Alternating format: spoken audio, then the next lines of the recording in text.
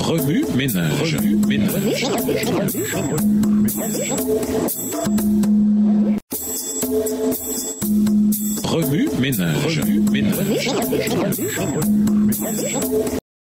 Bienvenue à votre émission Remue-ménage. Nous voyons de dimanche, intérioriser, se préparer à l'adoration. Un Chronique, le chapitre 23, relate les préparatifs de David et Salomon pour construire un temple permanent après avoir établi le siège de la nation à Jérusalem. Un Chronique 23, versets 25 et 26. David avait un rêve, construire une résidence permanente pour Dieu où il pourrait habiter avec les Israélites pour toujours. 2 Samuel 7, versets 1 à 7. Même si Dieu aimait le cœur de David, il choisit de confier cet honneur à Salomon, son fils. Ce qui est particulièrement inspirant, c'est la réaction de David lorsque Dieu confia cette mission à un autre. Il ne bouda pas et ne se plaignit pas. Il s'attela de vastes préparatifs afin que Salomon puisse accomplir plus facilement la directive spéciale de Dieu. 1 Chronique, le chapitre 22. Combien d'entre nous acceptent les déceptions de cette manière? David approchait de la fin de sa vie. Alors même que le roi âgé cédait le trône à Salomon, le temple était toujours dans son esprit et dans son cœur. Avec l'aide de son fils, David identifia 38 000 descendants de la tribu de Lévi, 24 000 pour travailler dans le temple, 6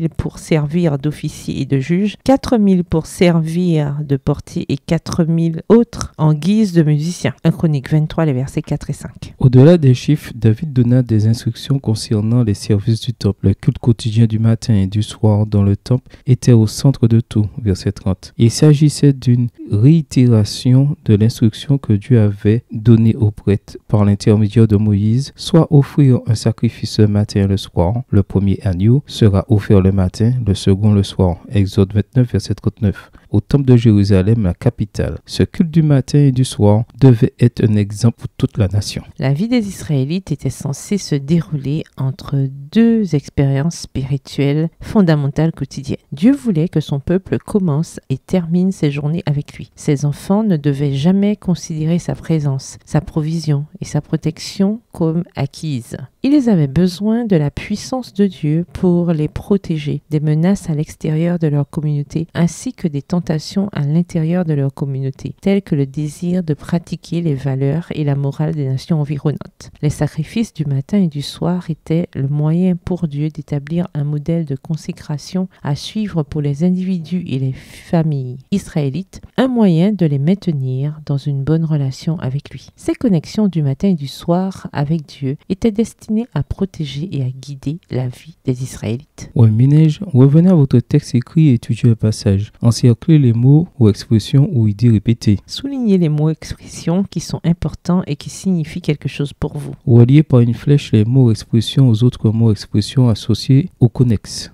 Quels éclairages particuliers vos notes semblent-elles indiquer dans l'ensemble? Mémorisez votre verset préféré tiré de 1 Chronique, le chapitre 23. Écrivez-le plusieurs fois pour vous le rappeler plus facilement. Quels sont les défis qui vous empêchent de vous engager dans un culte quotidien approprié? Quelles mesures pouvez-vous prendre cette semaine pour améliorer votre temps quotidien avec Dieu? Au revoir. Et à demain si Dieu veut.